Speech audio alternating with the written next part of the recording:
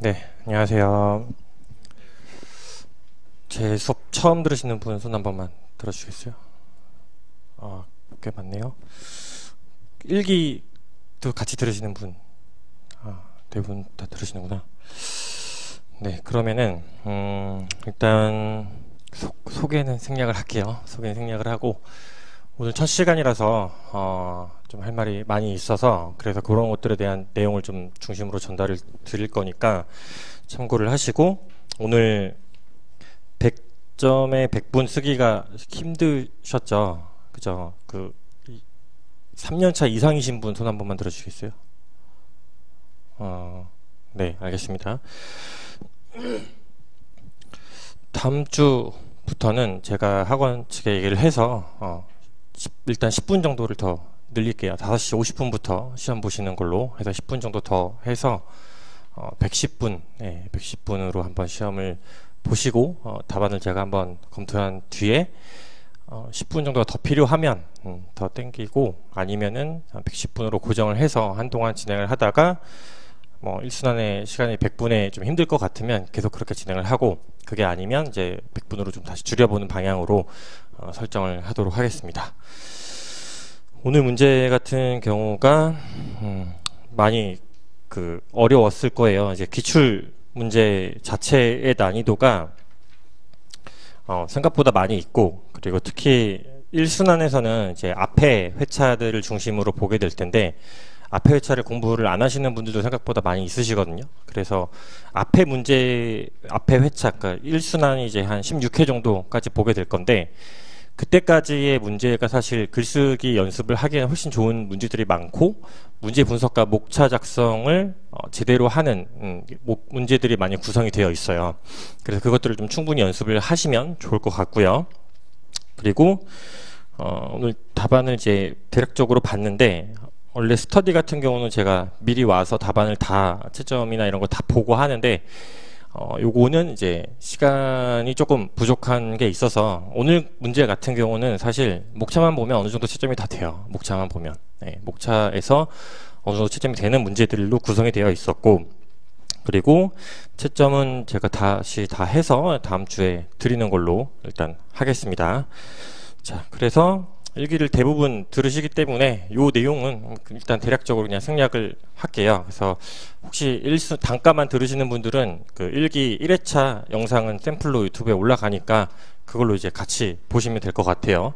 그래서 내가 불합격한 이유 그거를 찾으라고 이제 말씀을 드렸던 내용들이 있어요. 그래서 이런 내용들로 구성이 쭉쭉쭉 되어 있었고 이것들은 한번 참고를 하시고 계획 짜는 거에 있어서 몇몇 분들이 상담을 주시고 계시는데 상담 주실 때는 요건 이제 오픈되는 영상이다 보니까 요거 끝나고 제가 연락처를 알려드릴게요. 그래서 이번에 이제 시험 특히 3년차 이상이신 분들은 이론 목차 복귀한 거랑 목차 그 다음에 문항별 점수 그 다음에 3년차 동차이신 분들 같은 경우는 본인이 나름대로 공부 계획을 짜서 오시고 3년차 1차를 봐야 되시는 분들은 1차 처음에 1차 점수 그거를 같이 기재를 해서 저한테 가지고 오시면 개별적으로 어느 정도 커리큘럼이나 공부 계획에 있어서 방향성은 잡아 드릴 테니까 연락을 주시면 될 것 같고 자, 이런 공부 방법은 이것도 자세히 말씀을 드렸고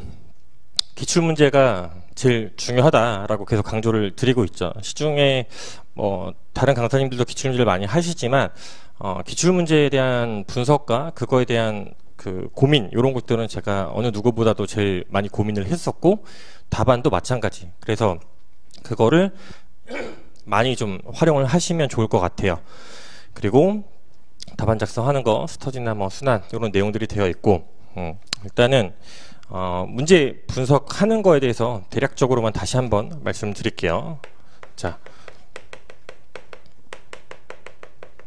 문제 분석을 할 때는 일단은 가장 중요한 게 배점, 그 다음에 논리 이 두 가지라고 말씀드렸죠. 배점의 균형성과 논리에 대한 일관성 이런 것들이 충분히 현출이 되었는지 이게 일단 가장 중요한 내용인 거고 그리고 여기서 목차 구성을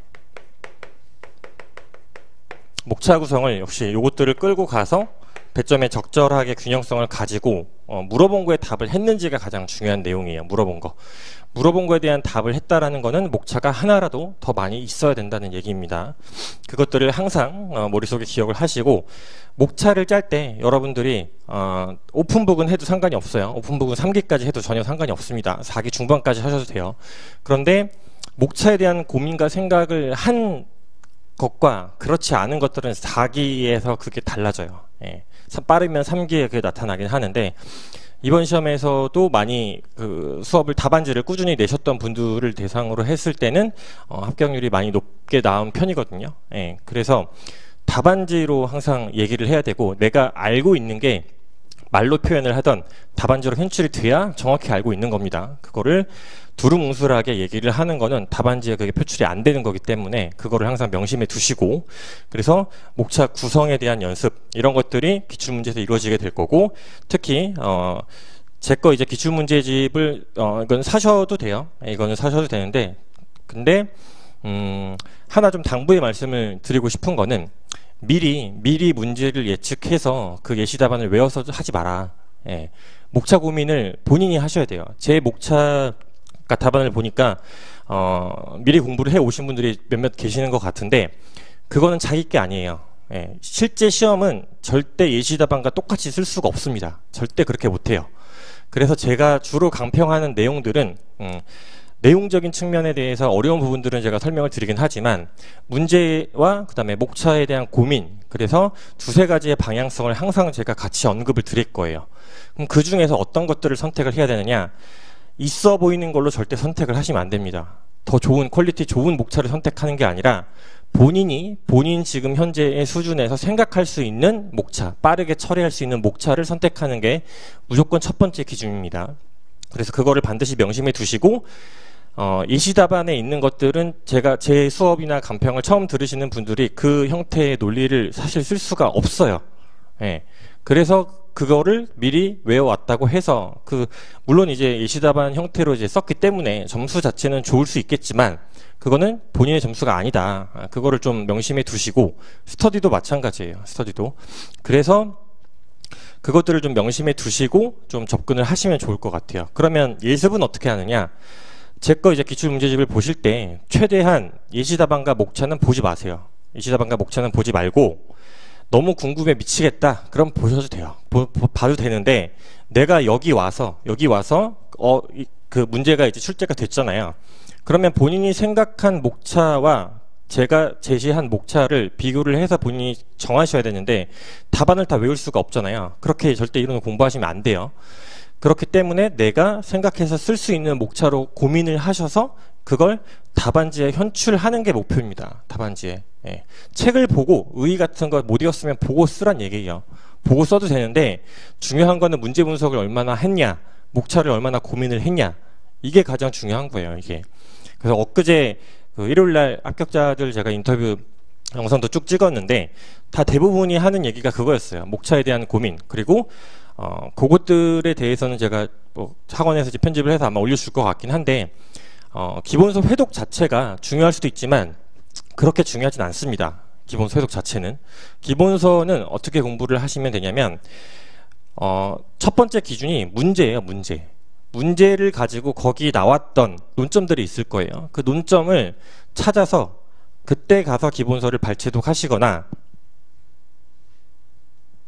아니면은 기본서에 예시 답안에 나와 있던 내용들이 있을 텐데, 그게 기본서에서는 짧게 나온 경우가 있어요. 그거를 어떻게 늘렸는지, 기본서의 내용이 엄청 많은데 예시 답안에 줄여 쓴 것들이 있을 거예요.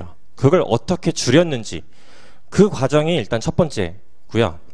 그리고 연기나 이제 영수는 들으셨던 분들은 아시겠지만, 책을 읽으실 때는 기본서나 그 책 읽는 방법을 제가 많이 설명을 드렸었는데, 처음부터 끝까지 순서대로 읽으면 이론은 별로 남는 게 없습니다. 예, 읽으면 그냥 술술술 그냥 읽히죠. 읽히는데, 그래서 답안지를 쓰려고 하면 뭔 말을 써야 되는지 모르겠거든요. 그러면 책을 읽을 때는 반드시 그 기본서든 뭐 서브든 뭐가 됐든 간에 거기에 목차들이 있을 거예요.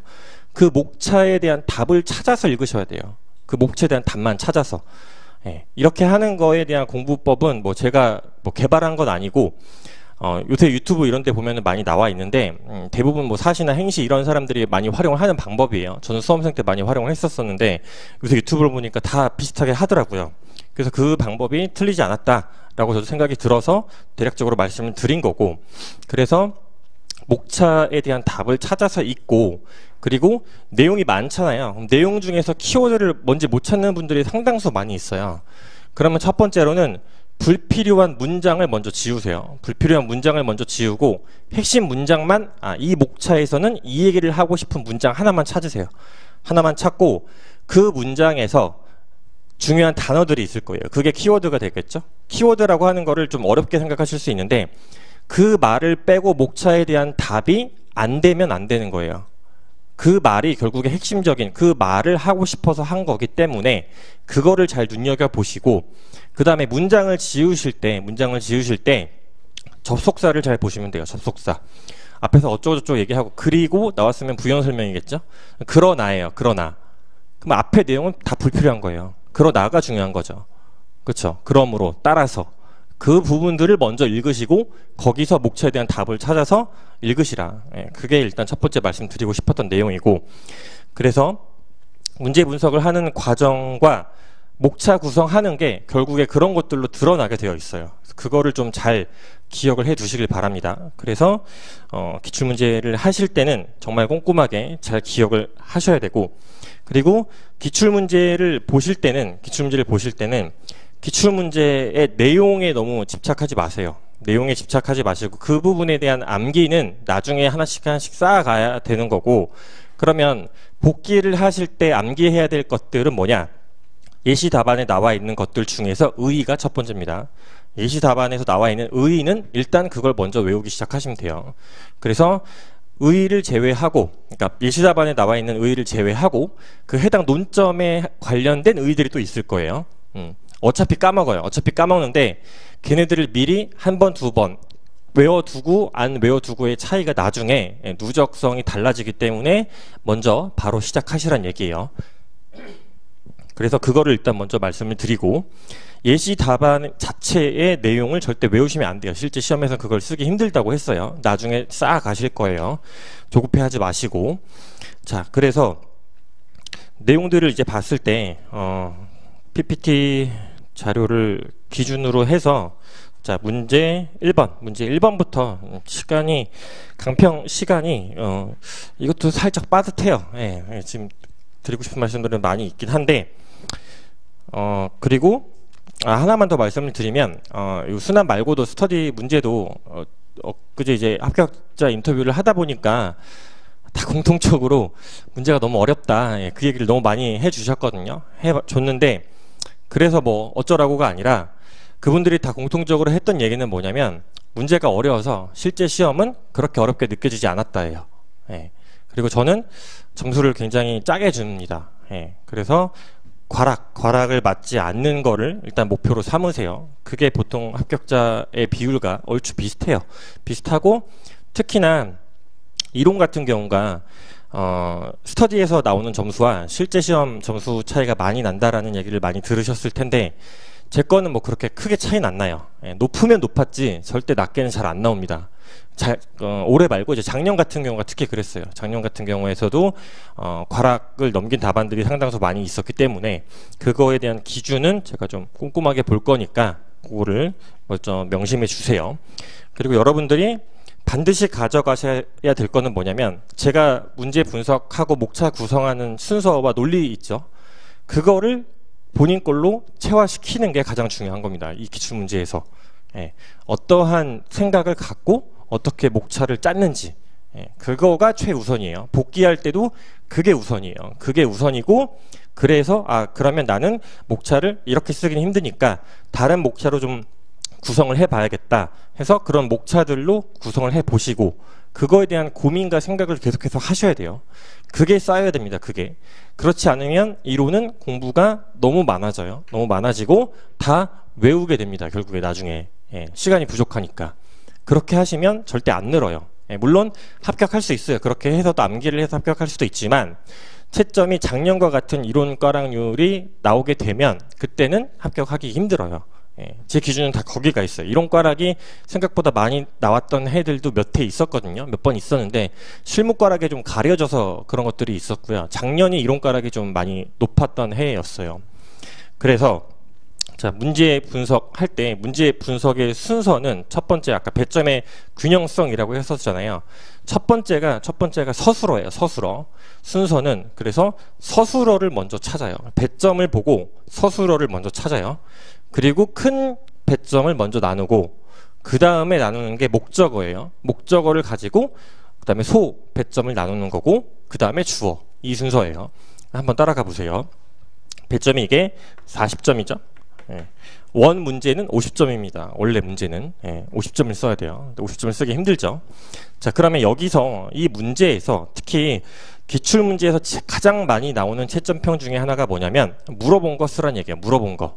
물어보지 않은 내용으로 쓰면 걔는 점수가 그렇게 높지 않아요. 그걸 명심하세요. 반드시. 자, 그래서 잘 보시면 서술어가 설명하고 논하는 거죠. 그쵸? 통목차가 오히려 구성을 하기가 힘들 텐데 지금 트렌드는 대부분 다 소물음이 나눠져 있기 때문에 소물음을 로마자로 삼으시면 돼요. 근데 그게 아닌 경우가 있죠. 자, 그러면 자, 설명하고 논하는 거죠. 그럼 요게 반반입니다. 반반. 배점을 기준으로 그러면 얘가 20점, 얘가 20점이구나. 목차 구성이 일단 이렇게 큰 배점을 먼저 나누는 거예요. 자, 그러면 목차를 작성을 할 때는 자, 저는 설명하는 거랑 논하는 거를 구분을 하긴 해요. 설명하는 거는 서설, 결어라고 쓰고요. 논하는 거는 서론, 결론이라고 써요. 물론 결 이렇게 쓰셔도 틀리진 않지만 교수님들이 그렇게 보통 쓰기 때문에 그 기준을 저는 최대한 맞추려고 하고 있습니다. 그 이유는 수험생은 어쨌든 채점하는 사람 입장에서 봤을 때 수험생 입장이기 때문에 그것들을 어느 정도는 맞춰줘야 된다고 생각이 들어요. 그래서 그 이미지 때문에 하는 거니까. 근데 설명하고 논하는 게 섞여 있죠. 논하는 게 하나라도 섞여 있으면 그냥 서론으로 쓰시면 됩니다. 서론 목차를 일단 작성을 해보고 그 다음에 로마자 2번 목차는 설명하고죠. 요게 로마자 2번이에요. 그 다음에 논하는 게 로마자 3번이에요. 그쵸? 서술어를 가지고 큰 배점을 먼저 나눕니다. 그 다음에 설명하고에 물어본 걸 찾아야겠죠. 물어본 거. 물어본 거의 대부분은 95% 이상은 목적어입니다. 목적어. 을로 끝나거나 무엇무엇에 대하여 라고 나와 있으면 걔가 물어본 거예요. 얘는 물어본 게 뭐예요? 관계죠. 관계. 작용하는 관계죠. 그쵸? 그러면 앞에 내용 뭐 주어 이런 거 문제에서 주어졌으니까 이런 걸 빼고 이렇게 하셔도 돼요. 얘는 작용 관계죠. 물어본 거를 목차로 잡으시면 됩니다. 물어본 거를. 그쵸? 논하는 거에서 물어본 게 뭐예요? 논하는 거에서 물어본 거는 필요성인데 꾸미는 말이 하나가 있죠. 감정평가의 필요성이죠. 부동산 감정평가의 필요성. 얘를 물어봤어요. 그쵸? 그러면 얘는 부동산 감정평가의 필요성을 물어봤잖아요. 이게 큰 목차로 먼저 잡히는 겁니다. 큰 목차로. 그리고 나서 결론이죠. 자, 서론 같은 경우는 제일 나중에 작성을 하는 겁니다. 제일 나중에 뭘 쓸지. 본문에 대한 목차 구성을 다 하고 서를 작성을 하는 겁니다. 자, 그 다음에 물어본 게 작용하는 관계예요. 이게 목적어죠. 그 다음에 뭐로 가라 그랬어요? 주어. 그죠? 얘는 지금 부동산, 토지의 특성이라고 되어 있죠. 그죠? 이게 주어죠. 그죠? 기출문제에서 괄호는 절대 그냥 주지 않습니다. 괄호가 있으면 잘 보셔야 돼요. 괄호가 토지라고 되어 있죠. 그렇죠? 논의의 범위를 정해주는 겁니다. 건물 이런 얘기 하실 필요 없고요. 그죠? 그래서 얘는 지금 결국에 토지에 대해서만 접근을 하는 거고 이게 주어죠. 근데 관계를 물어봤는데 다시 뒤에 가서 보면 특성이 가격에 작용하는 관계를 하나를 물어봤고요. 특성이 시장에 작용하는 관계를 2개를 물어봤죠. 그죠? 관계 자체만 보면 하나겠지만 지금 과라고 되어 있잖아요. 그렇죠? 그러면 물어본 게 2개란 얘기예요. 그렇죠? 다시 그러면 관계인데 관계인데 물어본 게 두 개다. 아라비아 1번, 아라비아 2번. 여기 목차는 뭐가 돼요? 특성이 가격에 작용하는 관계를 하나 물었고요. 특성이 시장에 작용하는 관계를 물었죠. 그쵸? 이게 일단 첫 번째입니다. 배점 얘가 지금 20점이죠. 얘가 20점이고, 자, 20점이면 목차가 6개에서 8개입니다. 10점 기준으로 3개에서 4개예요. 10점 기준으로 3개에서 4개. 최소 목차입니다. 최소. 목차는 많을수록 좋아요. 5개, 6개 쓰면 좋아요. 근데 실제 시험에서 그만큼 목차를 뽑아내기 힘들기 때문에 최소한의 배점의 균형성을 유지하면서 물어본 것에 대한 답을 하기 위해서는 3개에서 4개의 목차가 필요하다. 왜 3개, 4개냐? 양식에 따라서, 형식에 따라서 어떤 거는 3개로 답을 하기가 좋은 경우가 있고 4개로 답을 하기 좋은 경우가 있기 때문에 그런 거예요. 그래서 3개 또는 4개. 그래서 20점이면 곱하기 2를 하면 되겠죠? 15점이면 플러스 1개 정도 하시면 돼요. 15점이면 5점 단위면 5점 기준으로 했을 때는 목차 2개 정도인데 15점이면 1개 정도 추가하시면 되고 2개 정도까지 추가를 하셔도 상관없겠죠. 그렇죠? 그렇게 됐을 때 그러면 자 20점이죠. 얘랑 얘를 물어봤다고 그랬어요. 물어본 게 2개예요. 그렇죠? 그러면 얘랑 얘는 동일 배점으로 쓰셔야 됩니다. 얘가 10점, 얘가 10점이에요. 그렇죠? 동일한 균형성, 배점의 균형성이 이거예요. 이게 첫 번째입니다. 목차 구조를 먼저 잡으셔야 돼요. 목차 구조를. 그리고 나서 그럼 10점이니까 최소한 3개의 목차가 나와야겠죠. 그죠? 여러분들이 착각 또는 가장 잘못된 것 중에 하나가 뭐냐면 목차 구조를 짜는 게 먼저예요. 내용에 나와 있는 것들을 순서대로 그냥 여기다 끼는 게 아니라 배점에 맞춰서 목차 구조를 짜놓고 그 다음에 책에서 관련 내용을 여기다 맞춰서 끼워 넣는 거예요. 목차 구조가 먼저예요. 구조가. 예, 이게 먼저예요. 여기까지 됐죠? 그죠? 자, 그러면 뒤에 감정평가의 필요성인데 물어본 게 감정평가의 필요성이지만 이 문제에서 잘 보시면 요 말이 들어가 있죠. 그에 따른. 그쵸? 요 말이 없으면 여러분들이 답안지에 많이 썼던 부동산 감정평가의 필요성, 외우는 것들, 합가, 사복, 특 내용들만 써도 상관이 없어요. 요것 때문에 그냥 단순히 뭐 합리적, 그 다음에 뭐 가치 형성의 복잡성 이런 거 쓰시면 안 됩니다. 그냥 쓰면 안 돼요. 얘가 가르치는 말이 뭐예요? 그에 따르니 뭘 가르치고 있어요 지금? 관계죠. 그죠? 정확히 말하면 앞에서 요 작용관계죠. 작용관계에 따른 감정평가의 필요성을 물어본 거예요. 그쵸? 자, 그러면 목차 구조를 다시 가서 보시면 배점이 20점이죠. 똑같은 형태의 구조로 나와야 되죠. 물어본 거에 대한 답을 그대로 하면. 그죠? 왜? 요 관계에 따른 감정평가의 필요성, 요 관계에 따른 감정평가의 필요성을 각각을 답을 해줘야겠죠. 그죠? 역시 배점이 10점이죠. 그죠? 여기는 그래서 가격 관계에 따른 필요성이 나오고 시장에 작용하는 관계에 따른 필요성이 나오겠죠. 여기에 3개. 이게 목차 구조가 첫 번째로 생각을 하셔야 될 겁니다. 여기서 목차를 나는 더 쓸 수 있다. 하나씩만 더 추가하시면 돼요. 여기서 4개, 4개, 4개, 4개. 그쵸? 그래서 50점 기준으로 했을 때 4개, 4개, 4개 정도의 목차가 총 들어가게 될 거예요. 그러면 요렇게 봤을 때 구조를 놓고 봤을 때는 이게 첫 번째로 생각을 하셔야 되는 겁니다.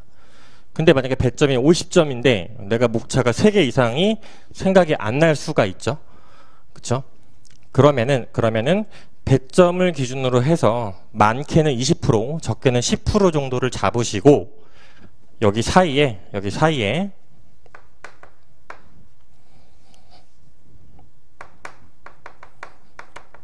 관련 개념을 쓸 수가 있어요. 배점을 내가 목차 구조를 봤을 때 목차에 대한 걸로 물음에 대한 답을 충분히 하기가 힘든 경우가 상당수 있을 거예요. 배점이 크면 클수록. 그렇죠? 그럴 때 관련 개념을 활용을 하시면 됩니다. 40점 기준으로 20%면 8점 정도가 되겠죠? 그렇죠? 목차가 많아야 3개 이상 나오면 안 됩니다. 그렇죠? 그럼 여기서 3개 정도의 목차는 쓸 수가 있어요. 3개 정도의 목차는. 그렇죠? 그러면 의의를, 개념을 쓰실 때 아무거나 그냥 막 쓰시면 안 됩니다. 아무거나 막 쓰시면 안 되고 문제에서 물어본 내용들을 토대로 여기와 관련이 없는 또는 공통적으로 쓸 수 있는 개념을 쓰셔야 돼요. 그렇죠? 그걸로 접근을 해야 되는데 이미 문제에 다 표현이 되어 있어요. 첫 번째 주어, 그죠? 토지의 특성, 부동산 가격, 부동산 시장. 요거에 대한 의의를 써줄 수가 있겠죠. 그렇죠? 대부분 작성을 잘 못하는 요 1번 문제가 특히 강사들마다 답안이 뭐 조금씩 다르거나 좀 일률적인 답안들이 많이 있는데 문제 분석에 기준이 없어서 그래요. 예.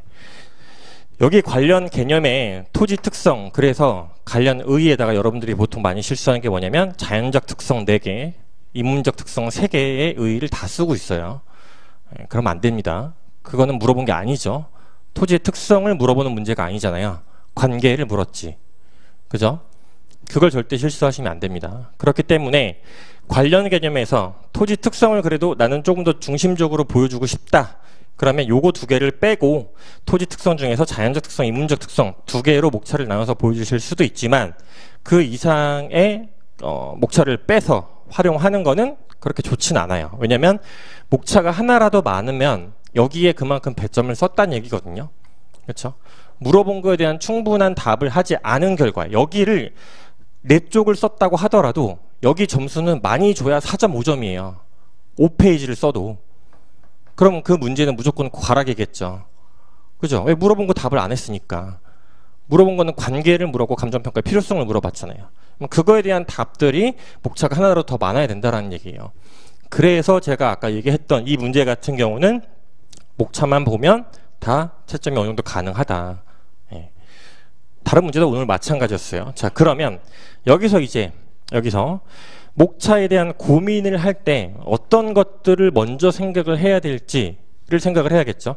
목차 고민의 순서입니다. 목차 고민을 하실 때 여러분들은 대부분이 요 순서로 고민을 하셨을 거예요. 그리고 나서 요 목차를 고민을 했겠죠.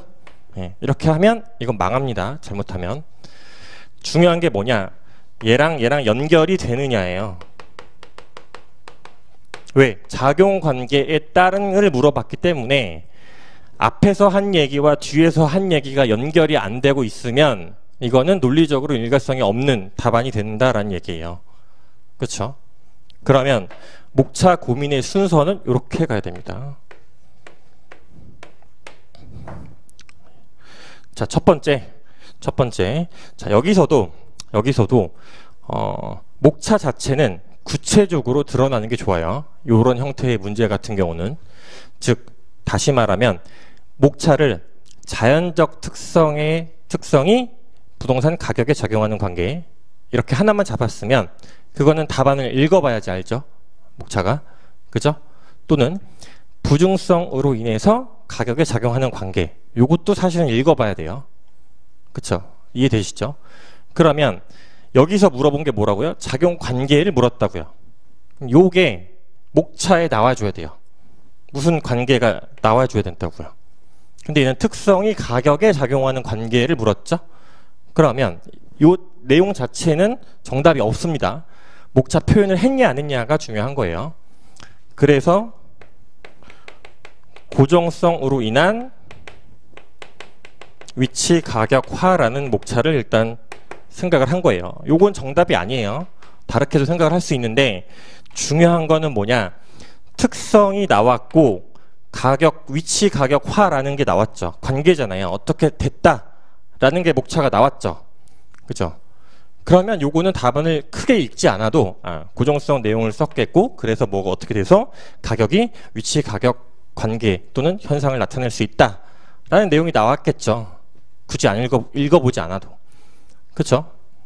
그래서 이런 것들은 목차가 굉장히 중요한 문제예요. 그러면 그 다음 게 두 번째 거를 생각을 할 게 아니라 위치 가격화라는 관계를 잡아냈잖아요. 그럼 여기 목차는 뭐가 나와야 돼요?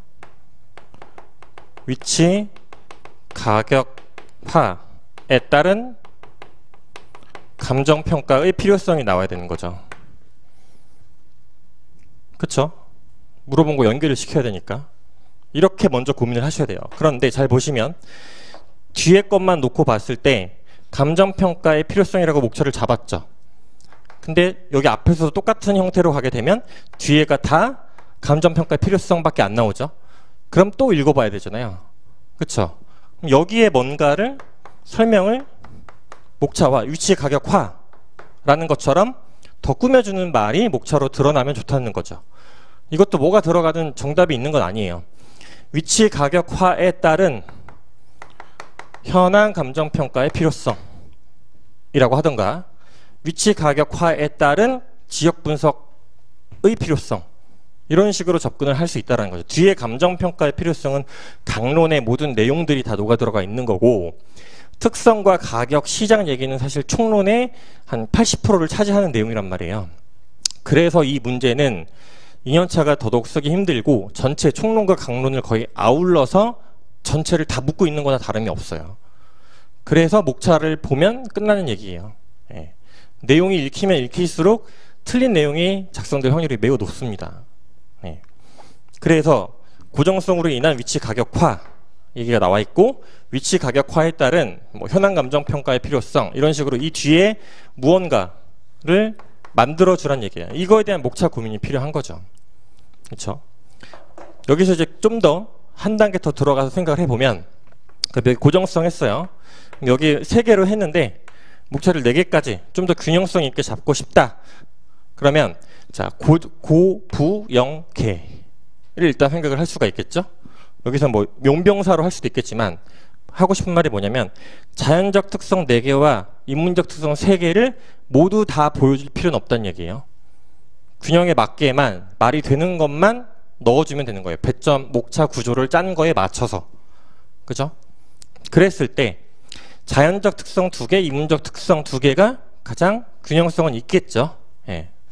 그게 뭐 최고는 아닐 수 있어요. 아닐 수 있지만 균형성 있게 쓰는 게 조금 더 중요하고 그리고 사실 전체적인 흐름, 뉘앙스를 봤을 때 가장 중요한 내용은 뭐냐면 자연적 특성과 인문적 특성 2가지가 있는데 부동산 특성이 가격과 시장에 작용하는 관계의 내용들을 살펴봤을 때 가장 핵심적인 내용은 일단 특성 중에서 자연적 특성이 시장을 불안전성을 지니게 만드는 게 가장 중요한 핵심이고요.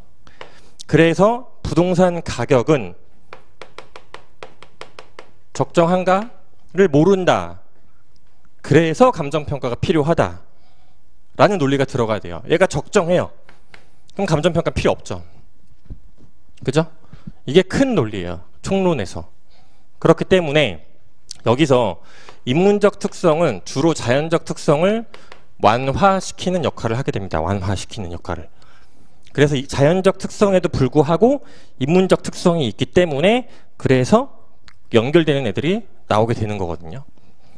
그러면 여기서 어쨌든 중요한 내용들을 웬만하면 자연적 특성 4개로 다뤄주시거나 아니면 자연적 특성 2개, 인문적 특성 2개 그렇게 잡아주시고 요 표현이 중요한 거예요. 이 표현. 요게 정답이 있는 건 아니에요. 정답이 있는 건 아닌데 가격이 어떻게 된다 이 얘기들이 목차에 나와주는 게 중요한 겁니다. 그쵸? 이게 굉장히 중요해요. 그래서 요 목차에 대한 고민을 반드시 해보시고 그리고 내용을 답안 작성을 하실 때는 답안 작성을 하실 게 좀 어려운 부분들이 있겠지만 이 1번 문제 같은 경우는 전체 글쓰기에 아주 중요한 문제이기도 해요. 그래서 이 1번 문제는 지금이 아니라 한 2달 정도 있다가 다시 한번 써보셔야 돼요. 다시 한번. 그때 배운 내용과 내가 쓴 내용이 서술 방향이나 이런 것들이 좀 분명히 달라져 있을 거거든요. 그래서 1순환이 끝나고 나면 이 1번 문제는 반드시 다시 써보셔야 돼요. 그리고 예습을 하실 때도 기출문제 뭐 제가 뭐 지금 보통 2회에서 뭐 많게는 3회 이 정도의 진도를 지금 드리고 있는데 그걸 다 써볼 필요가 없습니다. 쓰는 건 여기 와서 하시는 거예요. 여기 와서 하시고 목차에 대한 고민 그것들만 책 기본서나 요약집 이런 것들을 찾아서 목차를 어떻게 내가 뽑아내야겠다. 그 기준만 갖고 오시면 돼요. 쓰는 필력 연습은 여기서 하시는 겁니다. 그죠? 일주일에 2번만 쓰셔도 충분해요. 스터디 1번, 단가 1번. 그 이상의 특히 2년차 분들은 개별 스터디에서 이론을 쓰는 건 의미가 없습니다. 예. 할 거라면 암기 스터디를 차라리 하세요. 1시간 정도 해가지고 10개에서 20개 정도 사이를 잡고 걔네들을 외우고 5분, 10분 동안 그냥 간단하게 시험 보고 끝. 특히 2년차 분들은 지금 뭐 이론 답안을 돌려보고 논의를 하고 논의할 게 없죠. 그죠? 하시면 안 됩니다. 그거는 서로 뭐 이 강사가 맞다 저 강사가 맞다 그건 불필요해요. 지금 2년차들은 그렇기 때문에 그건 하지 마시고 그래서 기출문제를 보실 때 이렇게 생각을 하시고 그래서 목차에 대한 것들을 한번 먼저 볼게요. 일시답안으로 가서 먼저 보시면 그 얘기를 먼저 할게요. 자, 목차에 대한 것들을 먼저 쭉 다 고민을 하고 난 뒤에 그 다음에 이제 서론을 써야 되는데 서론 또는 서설을 쓰기 굉장히 힘들어 하잖아요. 문제에 그냥 감정평가라는 단어만 나오면 감정평가의 의의부터 쓰시는 분들이 있어요. 그게 아닙니다. 그게 아니고 설을 가장 편하게 쓸 수 있는 것 중에 첫 번째 포인트는 뭐냐면 관련 개념이나 공통 개념을 서에다 쓰는 게 제일 편하게 쓸 수 있어요. 무슨 말이냐? 요거를 차라리 서에다 쓰란 얘기예요. 줄여서 부동산 특성은 자연적 특성, 인문적 특성이 있고 부동산 가격이란 이런 것을 말한다. 부동산 시장이란 이런 것을 말한다. 이하에서는 이러한 관계들에 대해서 살펴보면서 감정평가 필요성을 검토한다. 이렇게 쓰면 되는 거거든요. 그렇죠? 요렇게 쓰거나 요 문제는 사실 상위, 최상위의 개념 체계가 다 적용이 되는 거라서 얘는 상관이 없지만 소물음이나 물음 안에서 목차를 구성할 때 상위 개념을 서에다 쓰시면 돼요.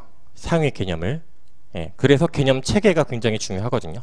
그 두 가지로 웬만한 서는 70에서 80%는 다 처리를 할 수가 있어요. 그리고 서 쓰는 방법들은 나중에 하나씩 말씀 드릴 테니까 쓸데없는 얘기 쓰지 마시고 감정평가 의의 그냥 갖다 다 박아놓지 마시고 그거를 반드시 활용을 하시면 좋을 것 같고요. 자, 그래서 일시답안을 먼저 가서 보시면 서론을 먼저 볼게요. 서론.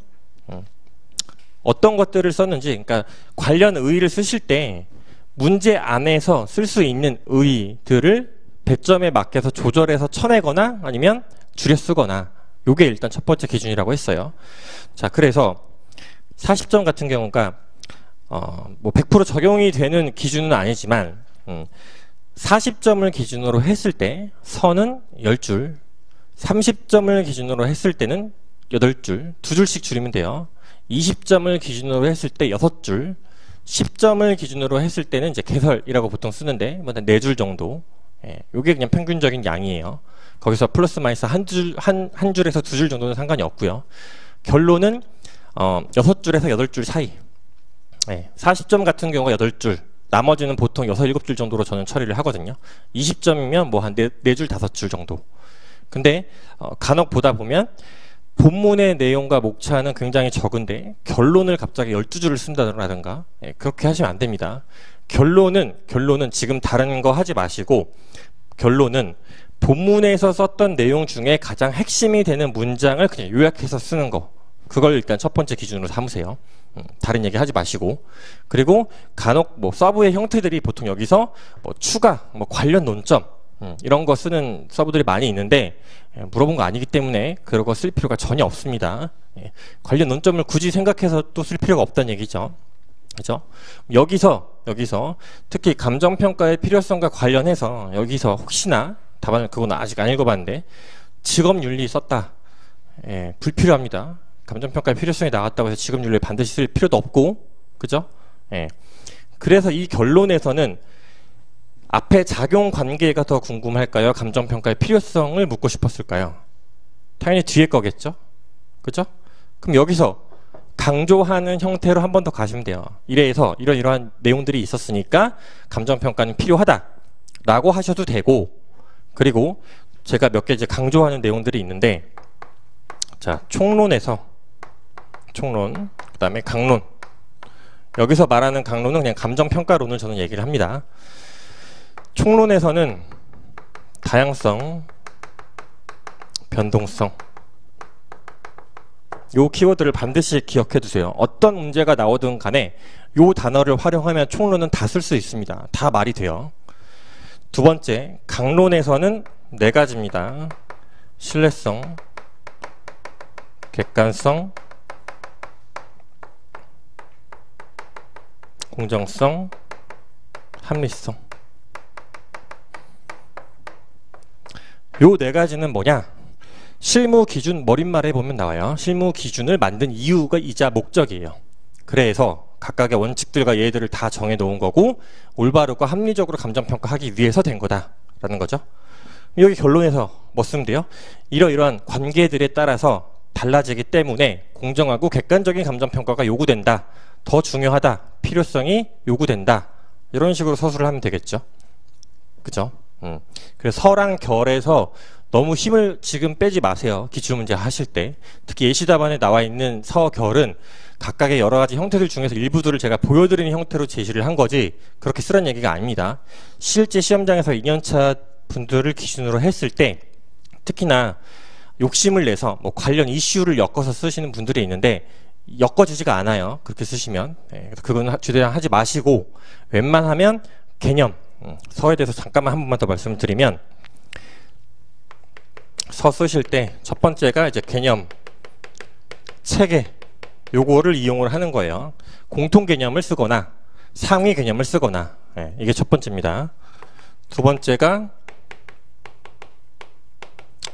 소물음 간에 연결되는 내용들이 있어요. 핵심적인 키워드로 연결이 되는 애들이 있거든요. 걔네들을 활용하시면 거의 90%는 다 해결이 돼요. 90%는 다 해결이 되기 때문에 이 두 가지만 일단 기억을 해두세요. 이슈 이런 거 쓸 생각 하지 마시고, 그죠? 이렇게 보고 예시답안 다시 가서 보시면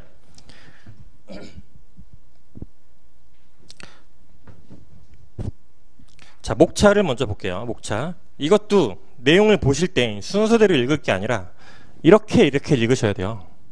그죠? 그래야 연결이 되겠죠. 왜 이렇게 썼나? 그래서 고정성으로 인한 위치 가격화라는 목차를 썼고, 그리고 3쪽에서는 4쪽에 가서 보시면 위치 가격화에 따른 현황 감정 평가의 필요성을 썼죠. 그죠? 다시 돌아와서 목차가 구성이 이렇게 되어 있다는 걸 일단 눈에 기억해 두시고, 그 다음에 이제 뭘 봐야 되느냐. 1쪽에 고정성으로 인한 위치 가격화에 내용을 어떤 거를 썼는지를 잘 보세요. 이 목차를 만들어주는 문장을 어떻게 만들었는지를 보시라는 얘기예요. 고정성으로 인한 위치 가격화죠. 고정성이 뭔지 일단 설명을 여기서 해주면 돼요. 고정성이 왜를 따로 빼서 쓸 게 아니라. 이렇기 때문에 위치 가격화 된다. 즉 A 다음에 지금 B가 없고 C가 나와 있는 형태의 목차잖아요. 그럼 중요한 건 뭐냐. 문장을 만들 때 연결고리에 B를 찾아서 만들어주시면 돼요. 잘 보세요. 고정성이란 이러이러한 것을 말한다 라고 의의를 썼죠. 마지막 문장을 보시면 따라서 부동산 가격은 외부 효과의 영향을 받아 결정된 동시에 위치 가격이 된다라고 썼어요. 답안 작성을 하실 때 의의를 제외하고 무조건 문장은 짧게 쓰세요. 짧게. 기본서나 이런 것들은 문장이 굉장히 길게 표현이 되어 있는데 답안 작성을 하다 보면 기본서도 물론 그런 것들이 비문들이 많이 있어요. 국어적으로 봤을 때는. 그렇기 때문에 무조건 문장은 짧게 쓰고, 그리고 문장이 간결하게 잘 썼다라고 읽혀지는 것들이 주로 어떤 것들을 활용을 하느냐. 접속사를 많이 활용합니다. 접속사를. 그리고 따라서 한편, 그러나, 또한 이런 내용들이 있죠. 네. 접속사를 많이 활용을 하시면 문맥이 훨씬 자연스러워져요. 그래서 처음에 제가 많이 체크를 해드리는 것들이 첨삭을 하다 보면 문장이 쭉 있는데 그냥 이렇게 표시를 한 것들이 있을 거예요. 짝대기 2개. 문장 나누란 얘기예요. 예를 들어서 보통 답안들을 어떻게 쓰면 고정성이란 이러한 것을 말하며 하고 뒤에 또 부연 설명을 하고 있단 말이에요. 그게 아니란 말이에요. 의의는 무엇무엇이란 무엇무엇을 말한다. 무엇무엇이다 라고 그냥 끝내주고 그 다음에 부연 설명을 접속사를 써서 쓰란 얘기예요. 그쵸? 그리고 두 번째 문장을 볼게요.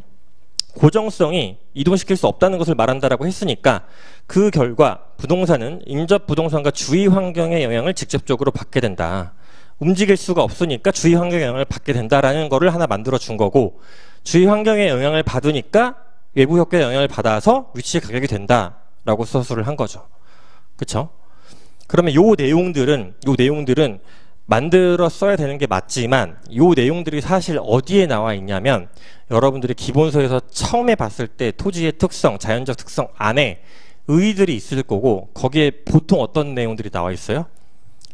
파생현상이라는 목차로 부동산 현상과 활동에 관한 얘기들이 나와 있죠. 그 내용들이에요. 그거를 현상과 활동 얘기들을 잘 읽어보시면 어떤 거는 시장 얘기를 하고 있고 어떤 거는 가격 얘기를 하고 있어요. 거기서 그냥 여기 맞춰서 가격 얘기는 여기다 써주고 시장 얘기는 여기다 쓰면 되는 거예요. 그거를 구분해서 읽을 줄 아셔야 돼요. 그렇죠? 파생현상이라는 거는 결국에 현상과 활동, 즉 가격과 시장에 작용하는 모든 현상과 활동을 다 총괄해서 얘기를 하고 있는 거기 때문에 내용 서술을 하실 때는, 즉 물음에 대한 답을 잘 쓰는 거의 첫 번째가 여기 맞춰서 서술을 하는 게 포인트예요. 서술을 하는 게. 그죠? 그래서 관계 문제가 특히 어려운데 이렇게 표현이 됐다. 그래서 그 내용들은 한번 읽어보시면서 내용 자체를 외울 게 아니라 문장을 어떻게 연결시켰는지, 파생현상 중에서 어디를 지금 빼와서 이렇게 만들었는지, 그 내용이 길지만 얘 잘 보시면 뭐 한 5줄에서 6줄 정도로 지금 최대한 일관성 있게 지금 가고 있죠. 예. 이게 중요한 거예요. 이게 목차의 균형성을 맞추고 나서 답안에 대한 일관성도 뭐 반드시 딱딱 뭐 결벽증이 있지 않은 이상, 그렇죠? 예전에 저도 공부할 때 4년차쯤 됐을 때 이거를 무조건 7줄로 맞춰서 딱 해보려고 했는데 스트레스 받더라고요. 그렇게 하니까. 예. 그래서 막 글씨 막 자간을 맘대로 늘렸다가 막 줄였다가 그렇게 하지 마시고, 예. 그냥 한두 줄 정도 유동적으로 가져가시고, 그리고 나서 4쪽을 한번 읽어볼게요. 4쪽. 지금 앞에서 잘 보세요. 고정성으로 인한 위치 가격화에서 고정성을 설명을 하고 주위 환경 영향을 받는 얘기를 고리를 하나 잡아줬고, 그래서 위치 가격화가 된다라고 했잖아요. 여기 목차는 위치 가격화에 따른 현황 감정 평가의 필요성이죠. 위치 가격화, 여기서 다시 고정성이나 앞에서 썼던 특성 얘기를 쓸 필요가 있어요, 없어요? 없죠. 이미 앞에서 다 설명을 했으니까. 근데 여기서 또 그 얘기를 하고 있으면 안 된다는 얘기예요. 그쵸? 위치 가격화가 이미 충분히 설명이 됐어요. 아니면 앞에서 썼던 내용을 한 문장으로 그냥 추격을 해서 다시 옮겨주던가. 그러면 뒤에서 결국에 이것 때문에 감정평가 중에서 현황 감정평가 얘기가 필요하다는 얘기죠. 그래서 보시면 4쪽에 고정성으로 인해서 부동산 가격은 위치 가격으로서 주위 환경에 영향을 받는다. 한 문장으로 그냥 딱 끝나버렸죠. 앞에서 했던 얘기를. 이는 인간의 다양한 부동산 활동의 원인으로 작용한다. 이게 중간 고리를 만들어 준 거고, 그 결과 활동의 원인으로 작용을 하니까 임장 활동을 통한 현황에 대한 감정평가가 필요하다. 감정평가가 요구된다. 라고 쓴 거죠. 그죠? 그리고 생각보다 많이 못하는 것 중에 하나가 물어본 거에 대한 답의 첫 번째 원칙은 서술어를 맞추는 거라고 했어요. 그죠? 관계를 물어봤으면 A와 B가 연결된다. 상호 관련되어 있다. 어떻게 된다. 라는 표현이 나와줘야 되는 거고, 얘는 지금 감정평가의 필요성을 물어봤으니까 얘네들을 계속해서 언급해 주는 게 출제의 의도와 뉘앙스를 계속해서 따라가고 있다라는 인상을 풍기게 되거든요. 이래서 감정평가가 필요하다, 감정평가가 중요하다, 감정평가가 요구된다, 그러니까 다 감정평가가 필요하다라고 쓰면 지루할 수가 있기 때문에 조금씩 바꿔서 끊임없는 감정평가가 필요하다, 이런 식으로 계속해서 바꿔주는 거죠. 조금씩. 그죠? 그래서 요렇게 한번 내용들을 한번 읽어보시고, 그리고 나서 채점평을 볼게요. 채점평을 보실 때 내용들이 긴 것들이 있어요. 긴 것들이 있는데 이 채점평을 읽으실 때도 마찬가지예요. 책 기본서 읽는 거와 동일한 방법입니다. 앞에서 얘기하고 있는 게 무슨 내용인지 모르겠으면 문장을 먼저, 핵심 문장을 찾고, 그래서 무슨 말이 하고 싶은 건데 그걸 찾으란 얘기예요. 그걸 찾아서 읽으란 얘기예요. 잘 보시면, 자, 문제 1번은 특성의 내용이나 설명을 묻는 것이 아니라 라고 이미 나와 있어요. 특성을 많이 써봐야 점수가 없다고요. 물어본 게 뭐예요? 작용 관계, 작용 현상, 이걸 물어봤다고요. 근데 표현을 잘 보시면 그 특성이 어쩌고 저쩌고 해서 했는데 무슨 말인지 이게 문맥이 좀 딱 깔끔하진 않아요. 그럼 요것만 보라고요. 묻는 것이 아니라 요걸 물어봤다. 그래서 마지막에 보시면 부동산 활동 현상과 가격 현상을 묻고자 했던 거다. 그죠?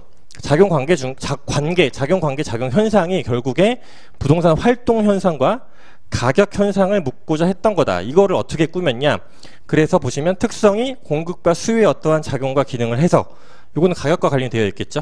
시장이 운용된 결과로 나타난 이라고 표현이 된 거죠. 저건 시장 얘기잖아요. 그렇죠? 채점평에 나온 표현은 잘 기억을 해두시는 게 좋아요. 그게 채점하시는 사람들 입장에서 봤을 때 쓰는 용어이고, 출제 가능성이 있는 이제 용어들이기 때문에 채점평을 잘 보시라는 얘기예요. 자, 그 얘들이 읽을 필요 있어요, 없어요? 없다니까요. 책을 읽을 때 이거를 왜 다 읽고 있어요? 뭔 말인지도 모르겠는데 이거를 또 다 찾아요. 무슨 말이지? 그건 나중에 읽으라고요.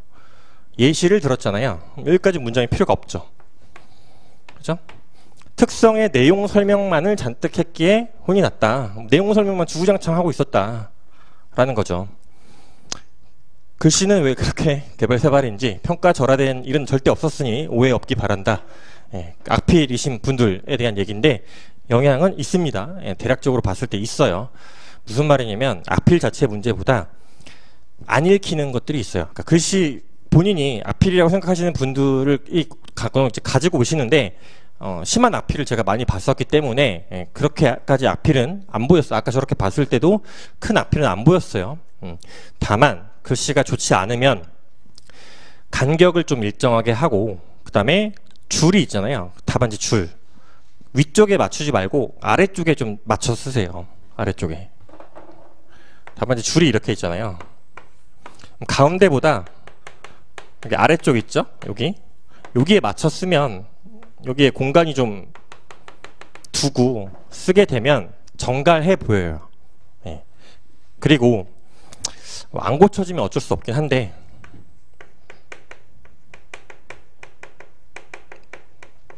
이런 식으로 글씨를 이쪽이든 이쪽이든 뉘어서 쓰시는 분들이 있거든요.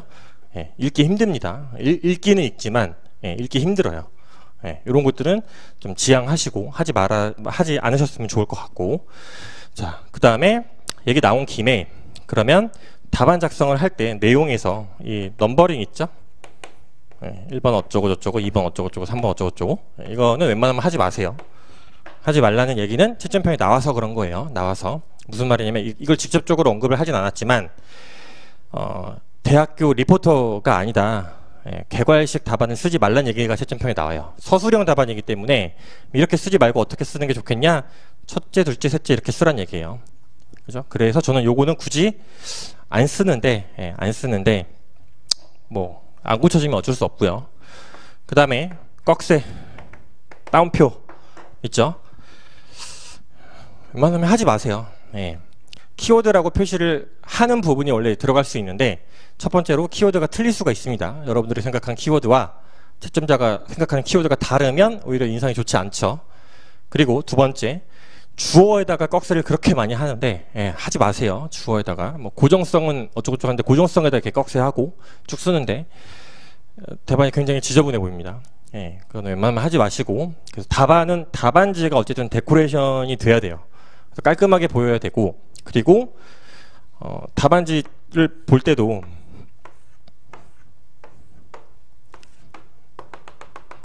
이렇게 돼 있잖아요. 이거를 최대한 맞춰 쓰는 연습을 한번 해보세요. 그러니까 목차 쓰실 때, 자, 로마자는 왼쪽에 제일 먼저 붙입니다. 아라비아는 여기 중간에 쓰고요. 제 기준이에요. 제 기준. 그 다음에 반가로는 이 점선에 맞춰서, 양가로는 여기. 반가로를 이론에서는 먼저 씁니다. 왜? 교수님들이 그렇게 써요. 법규는 양가로를 먼저 써요. 이거를 뭐 안 바꿔도 상관없지만 교수님들이 그렇게 쓰기 때문에 그게 훨씬 더 익숙하기 때문에 이거를 말씀을 드린 거고. 자, 그리고 나서 내용을 쓸 때는 이 간격 있죠? 요 점선에 답안지 띄어져 있는 만큼 여기에 임의의 선을 그어서 답안은 여기부터, 저는 요 형식을 추구를 하는데, 이렇게 했을 때 제가 수험생 했을 때도 형식은 좋다는 얘기를 많이 들었었거든요. 실무 이론 법규 다 이렇게 하는데, 이 이유가 뭐냐면, 저는 이것도 강사마다 달라요. 목차는 붙였습니다. 저는 안 띄었어요. 이거의 이유는 뭐냐면 답안을 데코레이션 할 때 목차와 내용을 구분해 주기 위해서 그런 거예요. 구분해 주기 위해서. 예, 그래서 얘는 붙였습니다. 이런 식으로 목차를 붙여 쓰고 그리고 나서 내용은 여기부터. 예, 그래서 형식은 이걸 한번 참고를 해 주시고, 그래서 예시답안 형태가 그걸 맞춰 쓴 거예요. 잘 보시면 컴퓨터라서 이게 크게 이게 딱 띄어지지가 않아서 정확히 맞추기는 힘들었는데 목차나 이런 것들 잘 보시면 그렇게 지금 구성이 되어 있어요.